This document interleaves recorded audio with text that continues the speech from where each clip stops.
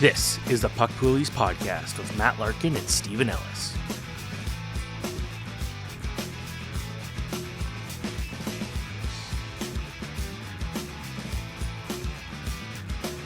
Hello, everybody, and welcome not just to another edition of Puck Poolies. Welcome to the final edition of Puck Poolies. It's Matt Larkin here with Stephen Ellis. As we revealed at the end of last episode, Puck Poolies, the run is coming to an end. We've had a great time doing it, and we'll be still doing other things. Don't worry, we're not going anywhere. We're just changing it up next season. So if you've been a fan of Puck Poolies, please enjoy this final episode. And Stephen, let's start with checking in one last time on your fantasy team. I mean, the finals, it was not easy though. I used all my pickups and goalies last week because I was really confident in my roster. But every guy I picked up either got shelled, got pulled, or just flat out lost. So I kept losing like valuable points that way. Last day, I really needed something to work out there. So I picked up a guy we're going to be talking about a little later, Jesper Wallstedt. Get the shutout. That worked out. So I won the matchup there. I'm projected to win this week, but Jack Hughes being hurt is not a good sign because the way the championship format works, we run till the very end of the regular season. So I'm trying to save those pickups as long as humanly possible, knowing we're going to see guys sit next week. It's going to be a bit of a difficult run. I am projected to win, but I don't need guys like Jack Hughes getting hurt right now. I need him out there trying to fight for New Jersey's life at this point. So, I see. So it's getting pretty suspenseful. And my league was decided in a very dramatic fashion over the weekend. It came down to the wire. And I'm going to leave everybody in suspense, okay? We have coming up later on the show one of the participants who happens to be someone you've heard of, and we'll find out whether he won or lost. Your dad. Final matchup. It's not my dad. It's my Michael Buble. And we're going to find out if he won or lost in the final. Okay, Stephen, in the meantime, before we get him on, let's talk about some pickups of the week, my friend. All right, let's do it. So the first pickup of the week is Bryan Rust. Yes, Bryan Rust. I'm leaning a little bit toward the Pittsburgh Penguins, even though they don't have a massive remaining slate of games. They're just in desperation mode, and they're on this 5-0-1 heater. Bryan Rust, of course, Sidney Crosby's right winger. And we know Bryan Rust, throughout his career, has been one of the streakiest players in the league. And not just streaky. When Bryan Rust goes on a streak, they're really long. Like, these heaters last. So he's got 23 points in his last 23 games, 14 goals over that span. He's available in 48% of leagues. So especially if you're able to make daily transactions, I think you want to be streaming those Penguins, playing these do-or-die games as much as you can. Well, that works perfectly for your next pickup, Alex Nedeljkovic, who is a Pittsburgh Penguins goalie. Yes, and you have to stay very on top of this one. Alex Nedeljkovic available 77% of leagues, and we know he has been the key to this late surge from the Pittsburgh Penguins. Sidney Crosby, of course, has as well, but Nedeljkovic was 6-0-1 with a .926 save percentage in the 7-game run heading into the loss to the Toronto Maple Leafs on Monday. Really playing some of the best hockey of his career. We know Tristan Jarry is a threat still, so you do have to pay attention to the game day calls on who's going to start, but I feel like the Penguins are going to keep heading or leaning in the direction of Nedeljkovic because he's been so good. So to me, it's almost like you don't necessarily have to start him, but I think he should be at least on your bench because if he's playing at such a high level right now, he could actually move the needle for you in your final fantasy matchups or your final push in the goaltending categories if you're in Roto. And the Penguins are in like must-win mode right now, so they're going to be, in theory, should be playing better kind of down the stretch. Then there's Jesper Wallstedt, who at this time last week, we had no idea was going to play an NHL game this year, and he goes out and gets a shutout against Chicago. Sure, it's Chicago, but it was a promising sign. But why should people be picking him up? Yes, he's 82% available, and I think according to the consensus among most, he's the number one goaltending prospect in the world. At worst, he's number 2, but he's right there at the very top of the ladder. And the Wild have indicated they're pretty much, at the time of this recording, they're hanging by a thread. They can be eliminated from the playoffs tonight. They're pretty much done. And the Wild do want to give him an extended look to finish off the season because Marc-Andre Fleury, of course, is an unrestricted free agent, and it looks likely that he's going to retire. So you could see Wallstedt get multiple additional starts down the stretch, and he flashed that ability, like you said, coming in. Yes, it was Chicago, but it's still an NHL team, I think. and he picked up a shutout. He's just got everything. He's got all the tools, the size. He's just going to be a star in this league, and he's going to get an extended look next season. But right now, he's someone you could ride, you could stream down the stretch for a difference-making start. Okay. I really like it. I'm a big fan of Wallstead. He's, like you said, one of the best goalie prospects in the world right now, no question about it. And then there's Gustav Nyquist, a guy that nobody saw playing as good as he was. He had some good, a good year in Columbus. He showed some promising signs, got hurt, not much he could do. But the production he's put up this year, nobody saw that coming. That's right. Well, except one person. It's a great way to plug the story that's currently on the Daily Faceoff homepage, my interview with Barry Trotz. And in that interview, I said, listen, nobody saw this coming from Gus Nyquist, including me. And how did you see it coming? Because Nyquist has had a career best year. He's top 70 points for the first time. And what Trotz said is he just saw all these signs. It was more about intangibles, he said. He saw all these signs of professionalism. He saw that other coaches always trusted him with the game on the line. And he liked the way he carried himself whenever he saw him, like in a parking lot, like things like that, just the way he interacted with other teammates. And he thought he'd be good for the young players. And then I guess the bonus. So it was more of a cultural signing, as Trotz put it. But now we see the other side of it. And Nyquist is being healthy for the first time in a while. 22 power play points. So really helpful in that category, 71 points. And this is someone that should not be owned in only 54% of leagues. He's a difference maker right now. The Predators, they are at the time of recording about to clinch a playoff spot. He's on that top line, which has been really good this season with Philip Forsberg, of course. So, and Ryan O'Reilly. So I think Nyquist, you need to treat him as more of a frontline player and someone that can actually turn the tide in your matchup, especially in head-to-head down the stretch. Okay. I like that one a lot. Tip of the week. Don't just follow your team in head-to-head, follow your opponents. And that is very true, considering I swear I look at my opponent's lineup more on a daily basis than my own. And that's also because I had a good feeling I'd be playing him in the final very early on in the season. So I've kind of just memorized his lineup. What are your thoughts here? Yes. So to me, it's about essentially turning yourself into a stalker for a brief amount of time. So you really just cannot focus on what your team is doing, because what your team is doing and what you should be trying to get your team to do is often relative to what your opponent is doing. So what I mean is you have to follow, are they adding extra starts every day? Is their game count way higher than yours? Are they streaming goaltenders? Are they churning the waiver wire? And then is there a waiver period, which means they keep adding players and you can't get as many goaltenders, for example? Are they targeting specific categories? Are they way ahead in one category and then trying to punt another?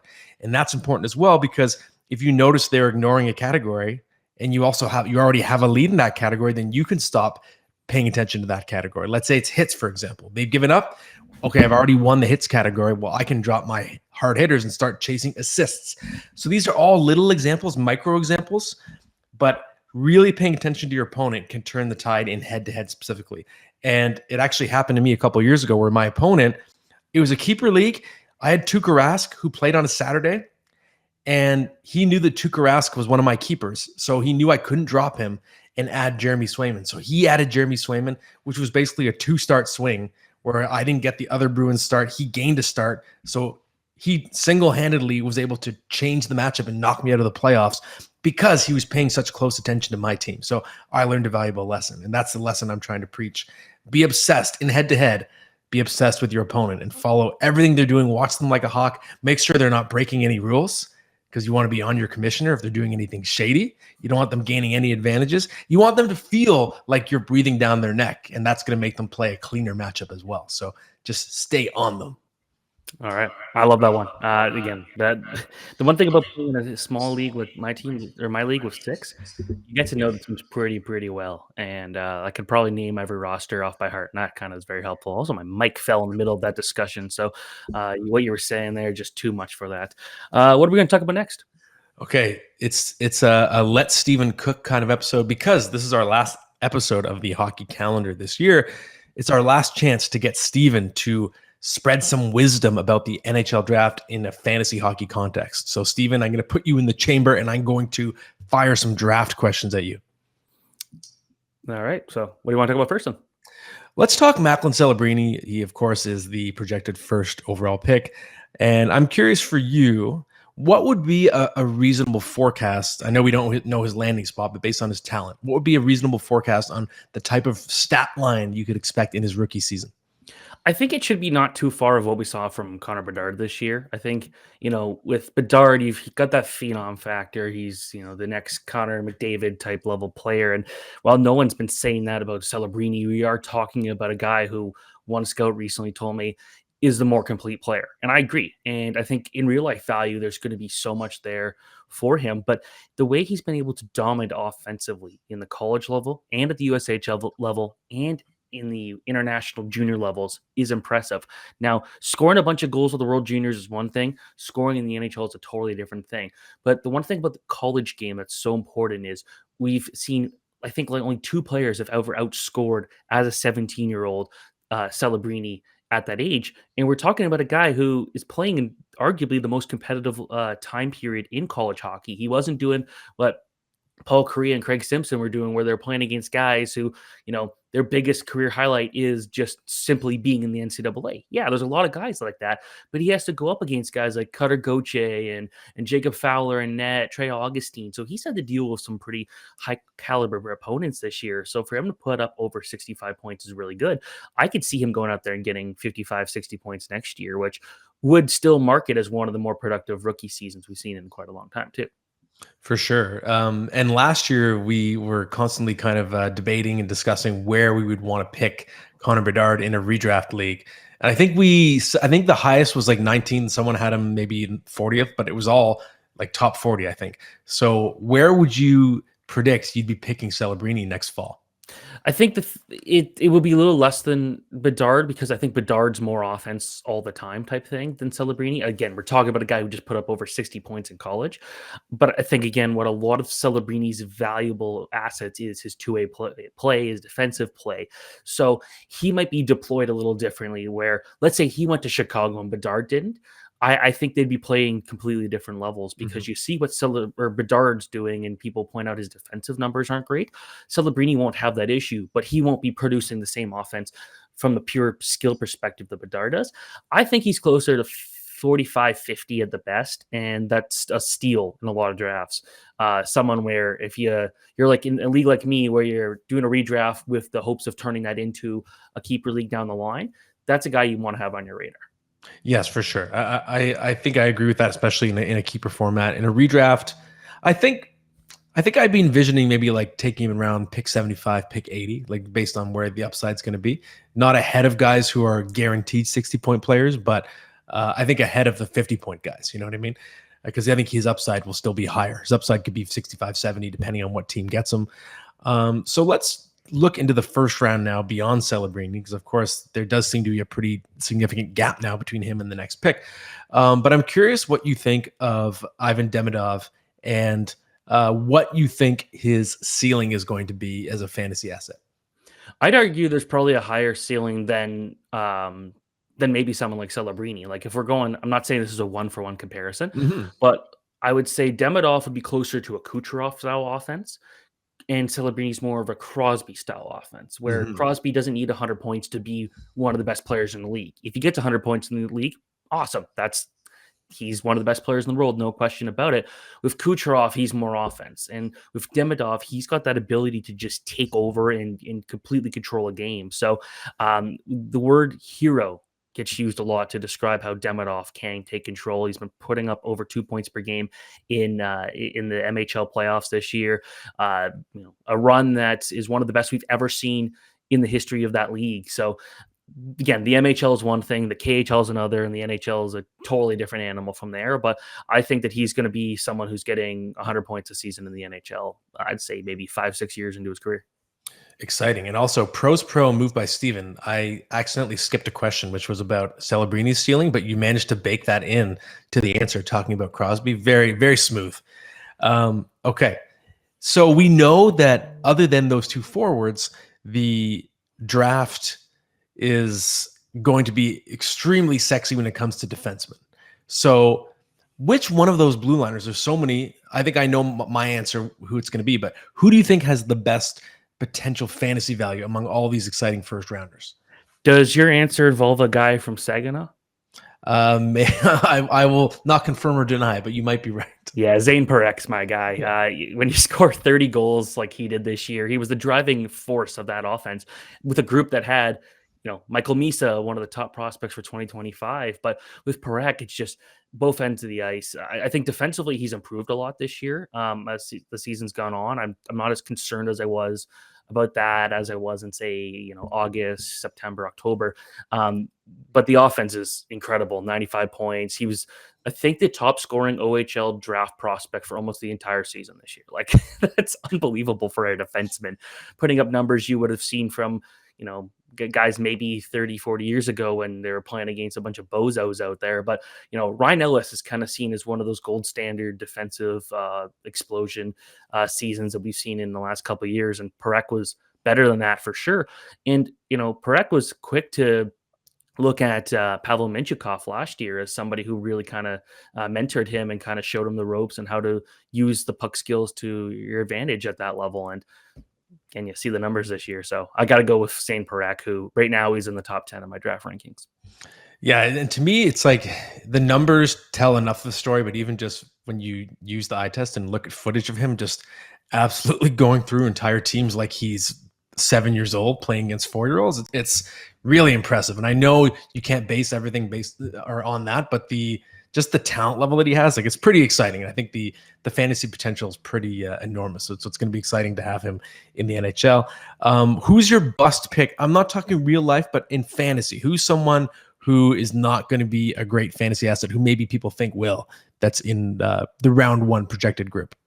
It hurts me to say this because I love him, but Cole Yzerman, because I feel like if he's not scoring, he's not gonna be blocking shots for you. He'll throw hits. He's a good hitter. I just don't know how much of that he's going to be doing at the next level, because a smart NHL coach is going to use him for his strengths, and that is dominating an open ice, being a power play stalwart, guys like that. He can kind of do anything on there.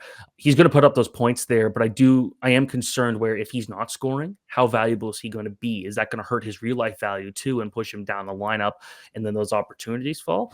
I'm a huge Cole Yzerman fan. I think that people are way too hard on him right now because of some perceived defensive deficiencies. Yeah, defensively, he's not as good as some of these other guys. I think he's better than some people give him credit for. And he's a better skater than a lot of people give him credit for. He's always moving. I feel like he's taken a lot of that criticism to heart. I want to try to ask him that when I go to Finland for the U18. It's kind of like, hey, you hear about people saying like you're more of a one-dimensional player. Like, how do you react to that? And I think he's been upfront when you're talking about the way he plays. Like, yeah, I'm a goal scorer, but I'm trying to get better. He's still going to spend a year or two in college, and then that should really help him kind of force to play more better defensively. But right now, if I had to pick, it's Yzerman. And that's a good one just because of the occasional comparisons to Patrick Laine, who has been a boom bust commodity in his fantasy career, right? So I like that connection. If you go beyond the first round, who would you say is your top fantasy sleeper? Someone that down the road could be really valuable?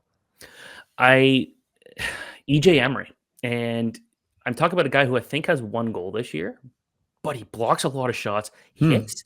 He's kind of like a more skilled Radko Gudas in the way that he's really scary to go up against. He's 6'3", but he's just big. It's hard to explain, but I've interviewed other guys that are 6'3". He just is built like a machine out there, and he plays a lot of minutes. He and Cole Hudson are another 2 defense partners at the U.S. national development team. I think that Emery, when talking to guys throughout the team, they say he's the hardest guy to play against. He's someone who they could throw in a shutdown role, who I think also has better offensive instincts than he gets credit for because he doesn't score.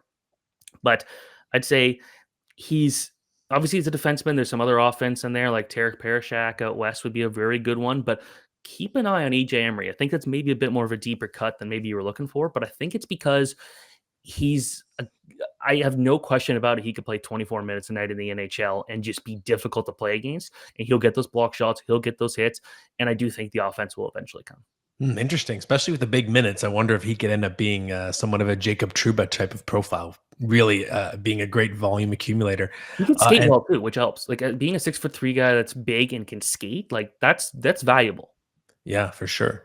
And last one for you, just give me a goalie. Obviously, it's getting harder and harder to project what these guys are going to do in their careers. But if there's someone that you flagged for potential, who you have? I'm going for Ryerson Leanders. Yeah, I don't think there's a starting goalie on this team this draft here. But the thing about Leanders is that when he's had to be really good, when he's had to show up for the Mississauga Steelheads, now going to Brampton next year, he's been great. So I think the CHL top prospects game, that's just one game, but the way he really stole the attention there, that said something. So that's who I'd be picking. All right. Well, very interesting stuff. And it's going to be fun to be down there at the Sphere in Vegas for that draft. We'll be there together, and it's going to be a blast. So, Steven, we're going to move on now to our guest. And we just figured it would be appropriate. He was the first guest we ever had on Puck Poolies, so he's going to be the last guest on Puck Poolies. Michael Buble is next. Okay, we are very pleased to bring back to Puck Poolies the international music icon that I also know as my rival, my nemesis in fantasy hockey. Michael Buble is back.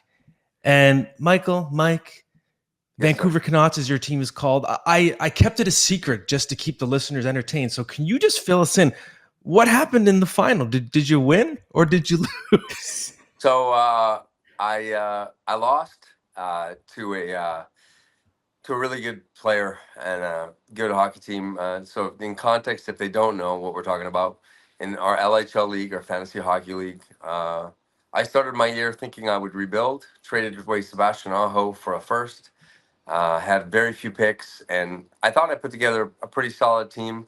By the end, I was battling for first, and I tried to make moves to make myself a contender, and I had a good solid team. But I got to be honest, man, I have to call a spade a spade.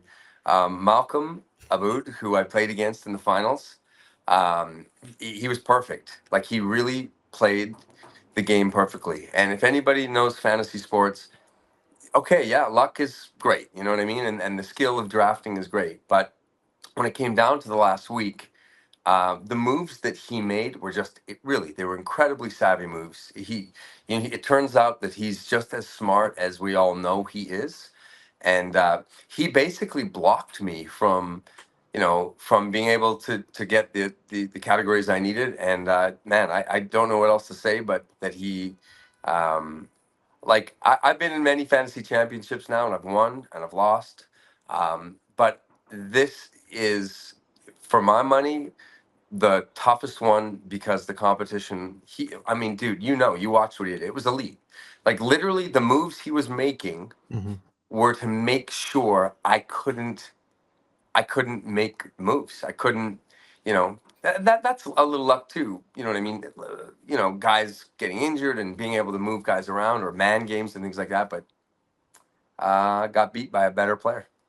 Yeah, and it's a great segue because earlier in the show, we were talking about one of the tips of the week, which was to mirror your opponent, be obsessed with your opponent, follow what they're doing, and make moves to block them. So, yes, the team that won, known as the Mayors, did a great job. And also, Mike being really classy in defeat here. I didn't expect that. I thought that you were going to try and throw him under the bus for adding too many games. So I'm impressed. I got to say, I expected less of you. No. And Oh no, man, he is not I would never say he was a cheater or dishonest.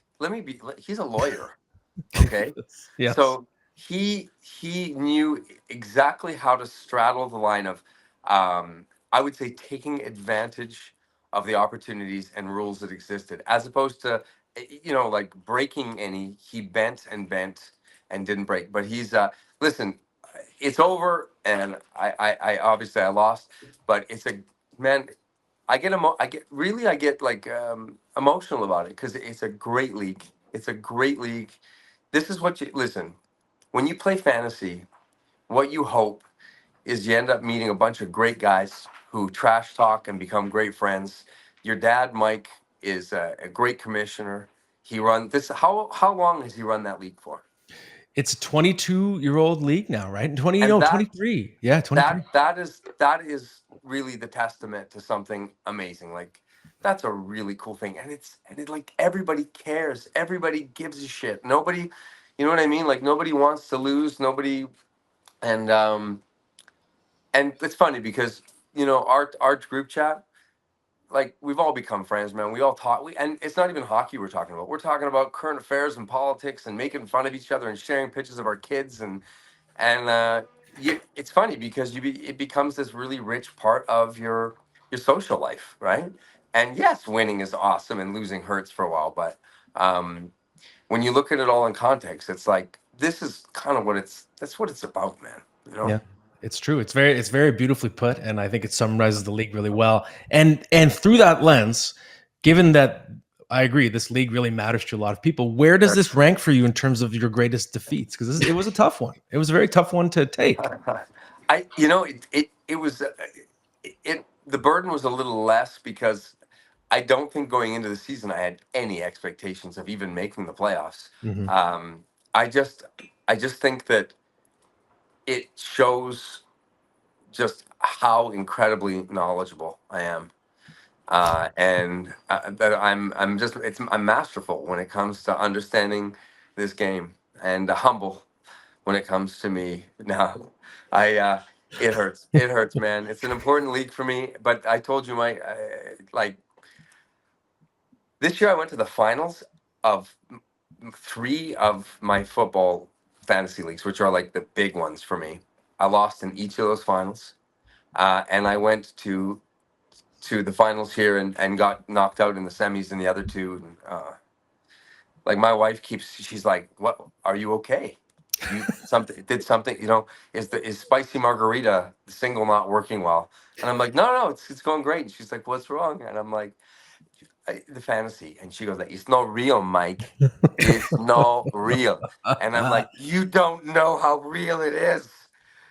It doesn't get more real, you know."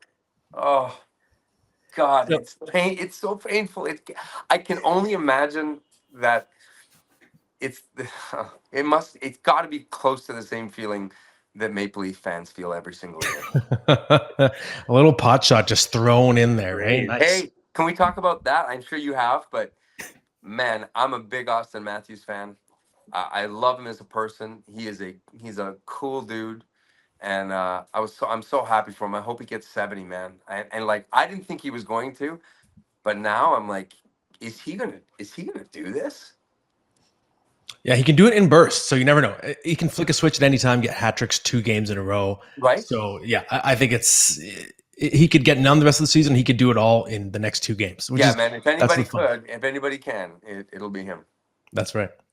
So I think what you've made clear here is you're way better than Matt is. Because No, Matt I wouldn't say that. But what did you feel about your playoff performance, Matt? I just got to get something out of my card.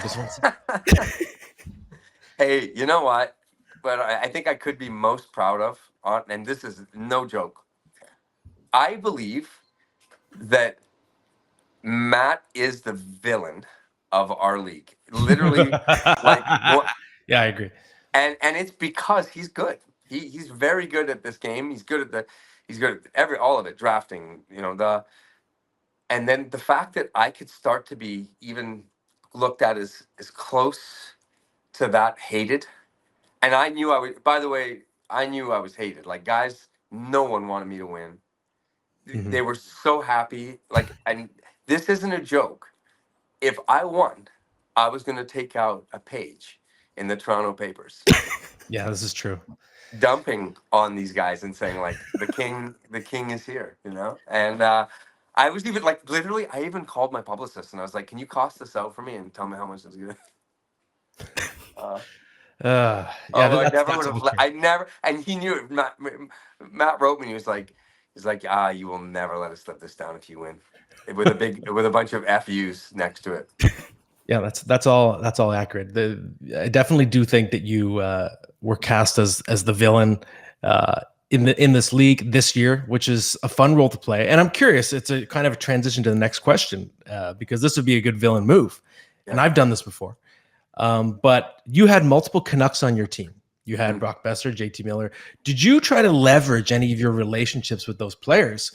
And you fire Brock a text. Hey man, do you mind taking a few extra shots if it's a blowout tonight? I'm down by 5 shots and it's Sunday.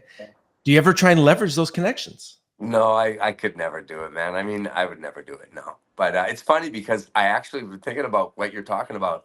Is I got to know Cam Talbot when I went and did the All-Star game, and Cam sent me like a picture of he was on holiday with his fam and stuff. Great cat, really great dude.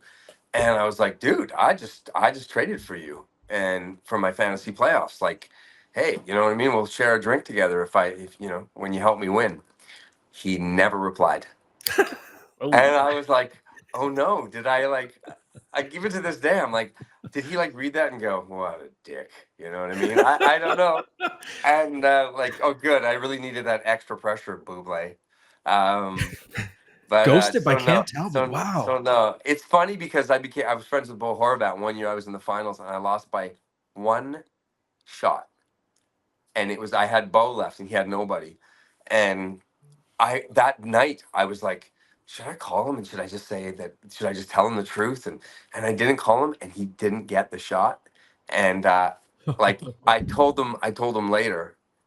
And he was like, oh, you could have called me. And I was like, yeah, but I couldn't. Like it would be like somebody coming to me before a show and saying like, hey, can you just do a shout out? And it's like, because I know in their mind they think it's nothing, but it's like I've built a show. I've built a show where there's a place for everything, and me just stopping in the middle and going like, happy birthday, Aunt Margaret. Yeah. Like I would feel like I would feel that burden and go like, man, come on, you know. So I wouldn't do it to another player. No. Mm-hmm.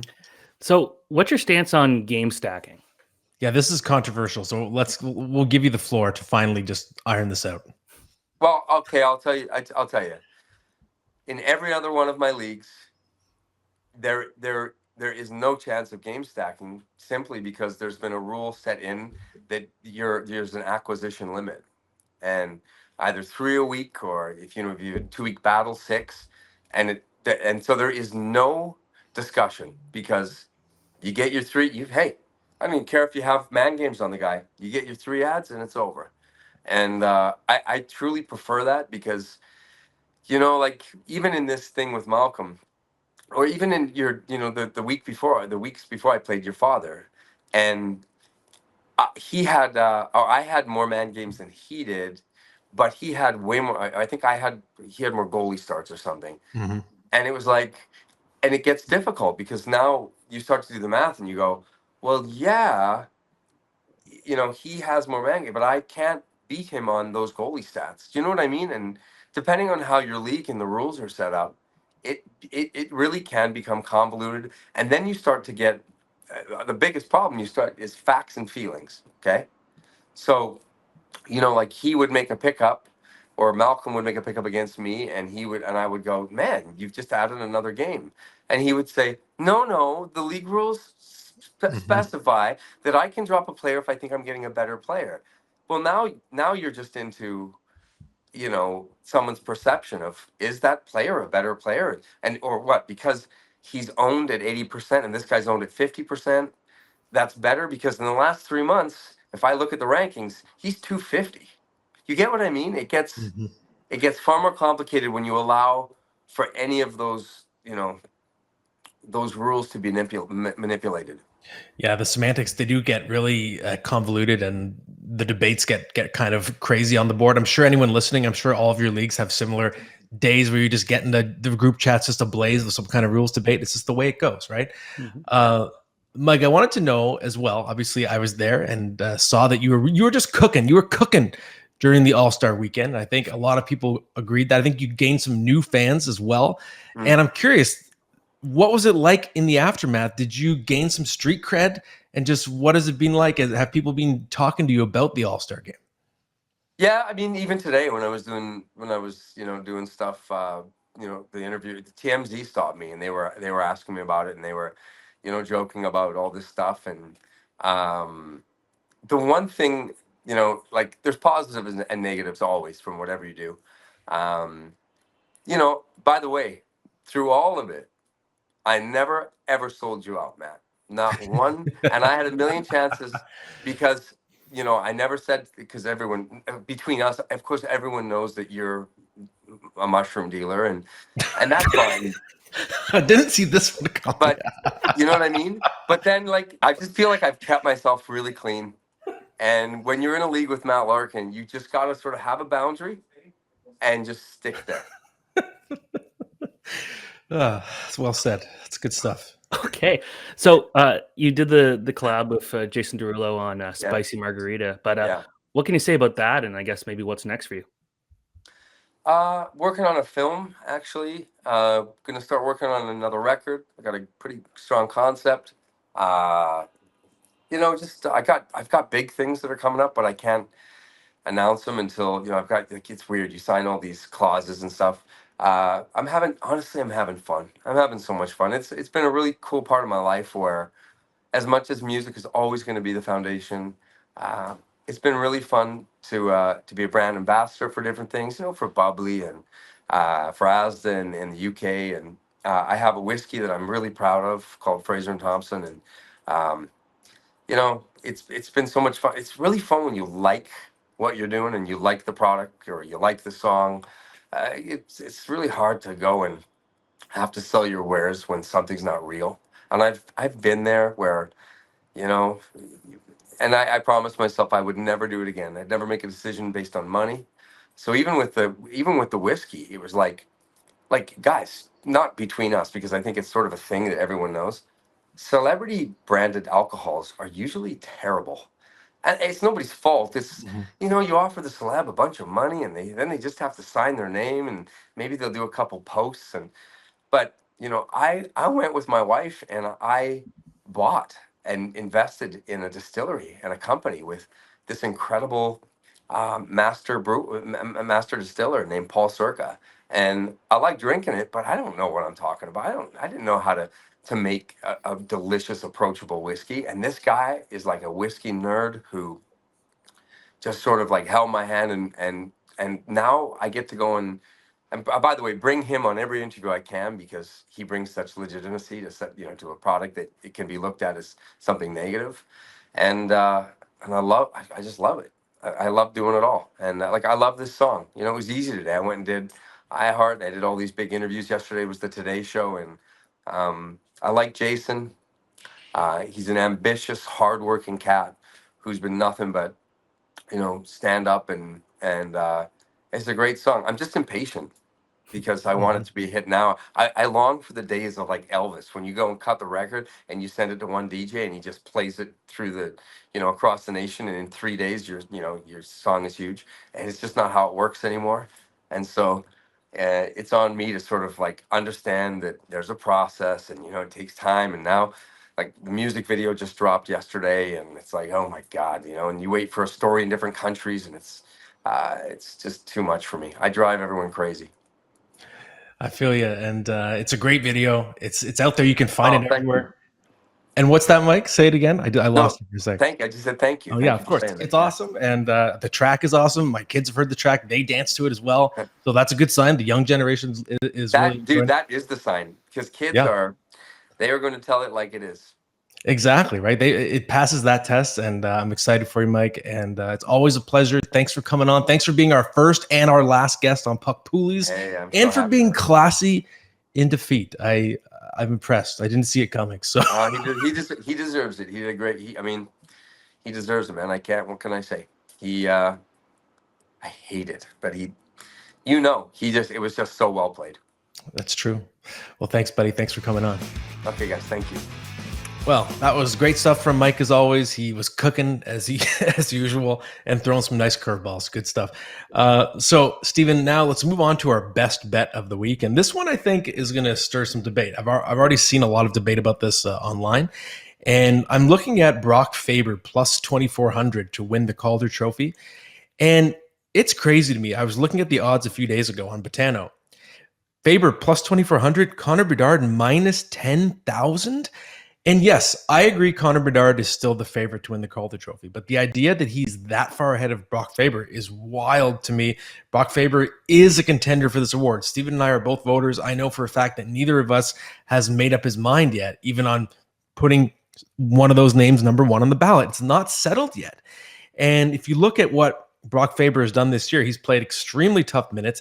He is on pace to set the NHL record for the most time on ice, average time on ice ever by a rookie in any position for an entire season. And yes, of course, Connor Bedard's a sublime talent, but he did miss a good chunk of games, which is going to cut into his final season total. His defensive play has left a lot to be desired. And again, we're not voting on the best player. We're not voting on the best talent who's going to have the best career. We're voting on who's having the best rookie season, who's having the best contained rookie season. And while I still give the edge to Bedard, if I had to vote right now, I'd probably lean slightly Bedard. It's the reason why I'm talking about making this bet. It's just crazy to me that the gap between the two is that big in the odds. And there's a chance for actual larceny with the ability to put plus 2,400 on Brock Faber. Just when an award is this close, like their odds, it should be something like, Bedard minus 250 and Brock Faber plus 150, whatever it is. This gap is crazy to me. So I think there's a potential to take advantage, and it's not settled yet.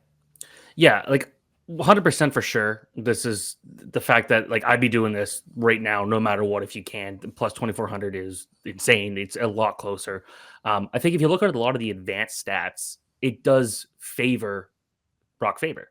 And I think with Bedard, obviously you look at the points there, and the thing that kind of gives him the edge to me is because like obviously we kind of everyone expected him to go in and win the Calder. So there's that, but looking past that bias, Bedard is having one of the more productive in terms of point per game seasons that we have seen from a number one pick. And a rookie in general. And you look at some of the best, you look at Connor McDavid, he had some pretty decent players to play with. Yeah, the Oilers were still really bad then, but he had other first overall picks to learn from and everything like that. Then you got Sidney Crosby. He had Mario Lemieux to learn from and guys like that. When you're looking at Bedard, the two guys that two of the main guys they brought in to kind of be leaders, one got injured very early in Taylor Hall, and the other was Corey Perry, and he got kicked off the team. Mm-hmm. So he has been playing with kind of a mishmash of everything, and the Blackhawks are a truly terrible team this year. Minnesota's not, but then you look at it and say, look how much Faber's playing. Look how well he's playing defensively. And I know people will point at the plus minus, and it's like, guys, stop doing that. Like one's on a team that probably should have made the playoffs, and the other is on a team that is one of the worst lineups in we've seen in a long time. Mm-hmm. Like there's a not fair comparisons, but huge reasons to believe that Faber's going to get a lot of first pick votes here. I'm still thinking it's going to be Bedard, but at plus 2,400, I would absolutely be doing that right now. Yeah, that's a good way to put it. Like I to be clear, I'm not saying that Faber's going to win it. He's better than Bedard, but I'm just saying that it's close. So the fact that their odds are that far apart, it just makes for a really interesting bet. Steven, let's talk about another really promising youngster who maybe could be contending for the Calder next year, depending on if he turns pro. What do you have to say about Mr. Will Smith? Yeah, so this year, if you hadn't watched him this year, I'm going to make the lamest joke you possibly can make, but considering I didn't really watch a whole lot of Will Smith movies, he smacked the competition this year with 69 points in 39 games in the NCAA, heading into the Frozen Four. And I don't know what else you could say about him. He was the catalyst at the USA World Junior team of that third line with Ryan Leonard and Gabe Perreault. He was the catalyst of the line at Boston College with Ryan Leonard and Gabe Perreault. And he was a big reason for that dominant U.S. national development team last year with Gabe Perreault and Ryan Leonard. I think you're starting to get the point there that these three guys play really well together. But we might be seeing the final weekend of them as line mates, which would be really sad to see because it is truly one of the best lines we've ever seen. But what Will Smith has proven time and time again is he can get his line mates moving. It's been very rare that those three haven't played together for more than a game or two at a time. Like they've been connected together for 3 years. But with Smith, he's kind of the brains of the operation there. He can be the guy that leads the power play as a quarterback. He can be that setup guy. Last year he had 51 goals, and we weren't talking about that enough in the U.S. National Development Team program. 23 goals this year as a freshman, very impressive. He's the top scorer in the NCAA. Ryan Leonard isn't, Gabriel Perreault isn't, Will Smith is, and he's that all-around talent. So I know a lot of Sharks fans are wondering, is next year the year for him to come? I think there's an argument to be made that because the Sharks are still a few years away from being competitive, there's no rush to do it.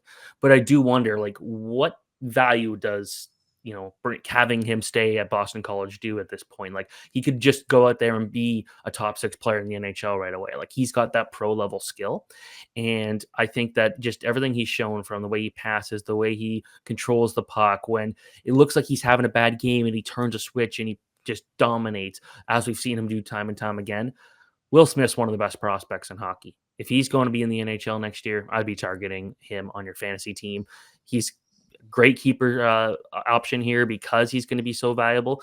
Keep in mind, a lot of people, myself included, don't think the Sharks are anywhere near being a competitive team.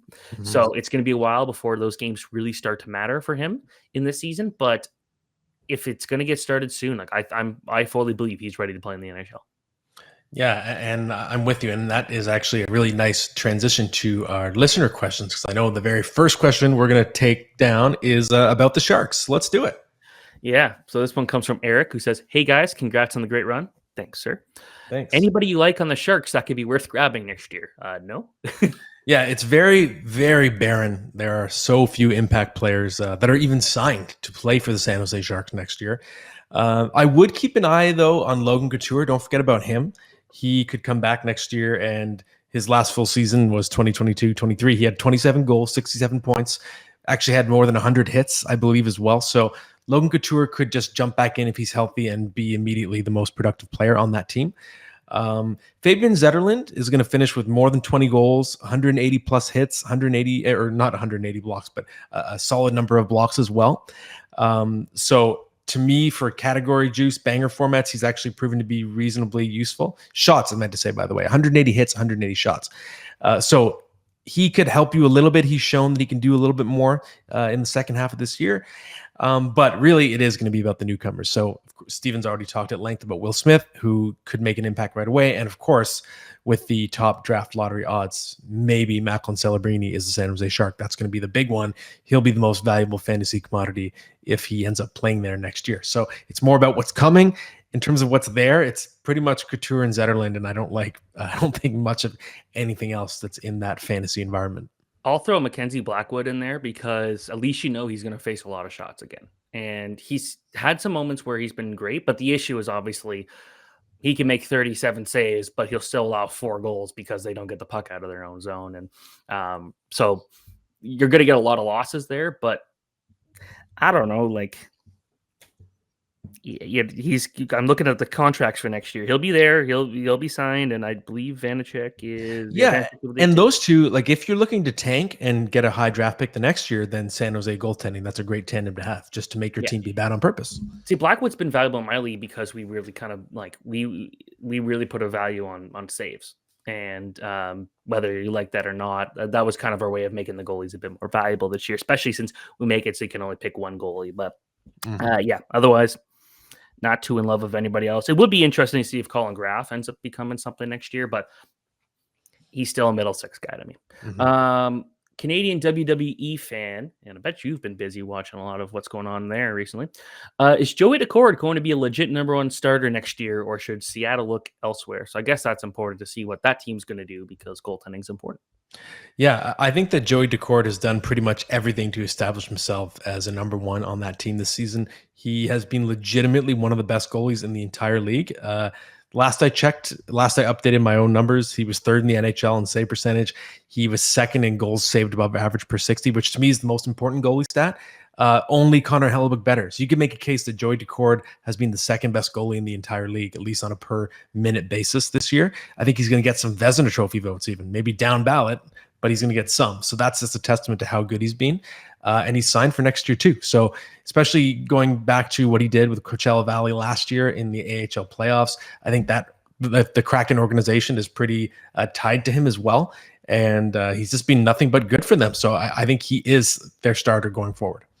Yeah, like I sold on him kind of after the real hype of him earlier in the season where we were talking about him like, oh, maybe he'd be a Four Nations face-off type goalie candidate. But I think for me, it was kind of everything you said there. It's like he's been a valuable part of that franchise going to the AHL and then the NHL. And I think a lot of people undervalue how important AHL success is to a franchise.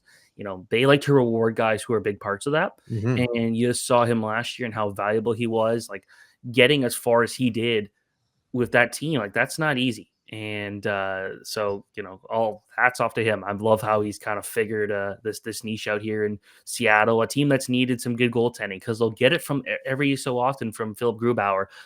But if Joey Daccord ends up becoming the answer, again, awesome. That works out for them. So Are you ready for the starting lineup?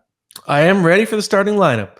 Okay, so originally I gave you this topic because I was making fun of the fact that you called it a startling lineup, Oh, and yeah. I'm like, name your scariest movies, and then you just said, yeah, let's go. It was good. I said, okay, yeah. So name your scariest movies. That's funny. I think I do that same typo, startling all the time, by the way.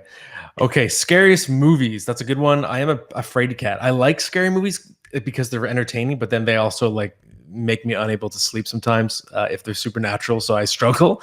But the first one on the list is not supernatural. It's the one that scared me the most as a kid, which is Cape Fear, the Martin Scorsese remake. Just the idea of this unkillable guy terrorizing a family and their dog and all this stuff. I saw it when I was probably a little too young, and the character of Max Cady really traumatized me, and I had nightmares. I don't find the movie scary anymore, but I did at the time. So I got to give a shout out to Cape Fear and my 12-year-old self.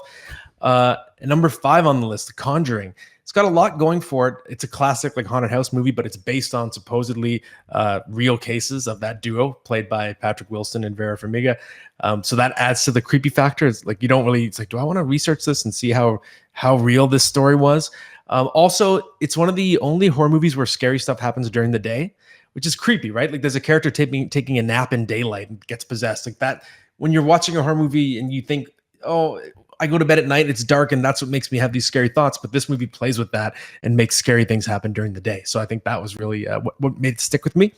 Number 4, The Exorcist. I still think it holds up. Some people disagree and think that the production values have dated it. I don't think so. I think it's still one of the best horror movies ever made.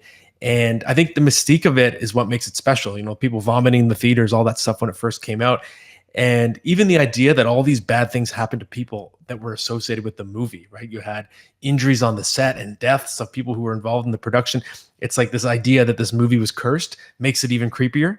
And the fact that it pretty much ended the career of Linda Blair, who played the possessed girl and never really could find other work because she was attached almost like to a demon, right? So the mystique around the movie to me is the scariest of any movie. Number 3, this is, I think, the most underrated that probably the fewest people have seen, Event Horizon. Came out in the late 90s. You got Sam Neill, Lawrence Fishburne, this spaceship that accidentally comes in contact with hell in an alternate dimension.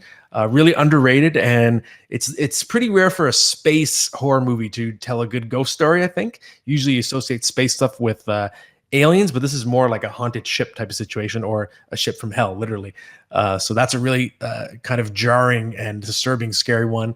It's also very pulpy and entertaining. Number 2, The Ring. Just kind of spawned so many imitators. Of course, the original Ringu, but also even the American version was still very iconic, and a really great twist ending that makes everything, I won't give it away in case you want to watch it, but just takes everything that's scary and makes it so much scarier with how it ends, the note that it ends on. And the whole idea of just the haunted video cassette, which is funny. This reminds me of a really adorable story about my mom. When the movie came out, she was like, you can't rent that. You know what happens when you watch that tape? And my mom thought, like, if you watched the rented copy of The Ring, that bad things would happen to you. And she was like pretty serious about it. And number 1, this movie like genuinely traumatized me. I still think about it like almost every day, or like when I wake up in the middle of the night, it still gets to me. I saw it like 14 years ago. Paranormal Activity, something about the realism of it and the idea of the threat coming from your own partner while you're sleeping. So you're not even going to bed feeling safe beside your partner, especially if they have long brown hair like mine does. So it stuck with me. And I still have not recovered from it. Like, that's the only horror movie that I have not recovered from and never will. So that's easily number 1 on my list. And as you can tell from this list, I'm a big movie guy, pretty detailed descriptions here, but also I'm a fraidy cat. Like, you could tell I'm really scared of all the things I just described. And I'm feeling a little scared right now just from talking about it. And that is the starting lineup, Steven. Well, so I'm not a movie guy, so this is going to probably be a lame question. But what are your thoughts on the Purge movies? Oh, you know what's funny? I'd never seen them until 2 weeks ago. I literally just watched the first Purge movie, not the first Purge, but the original Purge movie. And I didn't realize that most people consider the original the weakest, because I watched it thinking, oh, they didn't really expand this world. But now I understand that they get better. I liked it. That type of movie doesn't scare me at all. That's my wife's nightmare. Like anything but home invasions, that's her the thing. She's much more practical. Like she's scared of things that could actually happen. I'm scared of like supernatural things that make no sense.